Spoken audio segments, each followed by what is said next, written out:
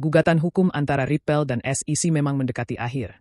Tapi ternyata masih ada sejumlah rintangan yang harus diselesaikan sebelum semuanya benar-benar tuntas.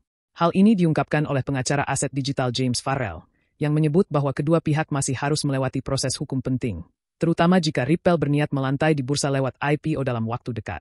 Menurut Farrell, Ripple saat ini tengah mengejar dua hal utama. Penyelesaian dengan SEC dan permintaan indikatif ruling dari Hakim Analisa Torres. Apa itu indikatif ruling?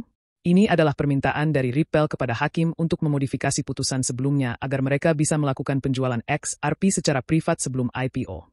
Farrell mengatakan, tanpa itu, kemungkinan Ripple IPO dalam 3 tahun ke depan nyaris nol. Sementara perusahaan lain sudah go public, Ripple praktis tidak bisa. Namun, proses ini tidak sederhana. Ripple harus mengajukan permintaan tersebut ke SEC, baik secara bersamaan dengan proposal penyelesaian atau terpisah. Bila SEC menyetujui penyelesaian, Ripple tetap harus mengajukan mosi ke pengadilan distrik, dan proses ini diperkirakan bisa memakan waktu hingga 6 bulan. Setelah itu, jika Hakim Torres mengabulkan permintaan modifikasi, kedua pihak bisa mencabut banding di pengadilan tinggi. Tapi, jika permintaan modifikasi ditolak, maka kasus akan kembali ke pengadilan banding, dan proses banding ini bisa memanjang hingga awal 2027. Ini tentu jadi tantangan besar bagi Ripple yang berharap bisa segera bergerak bebas di sektor publik.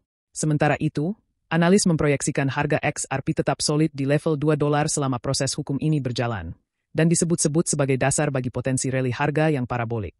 Kesimpulannya, meskipun Ripple dan SEC saat ini tengah berdamai, jalan menuju penyelesaian akhir tetap kompleks. Ripple masih butuh keputusan kunci dari pengadilan agar bisa melangkah ke fase berikutnya, terutama IPO, dan seperti biasa, semuanya masih tergantung pada pengadilan dan dinamika regulasi AS yang belum selesai.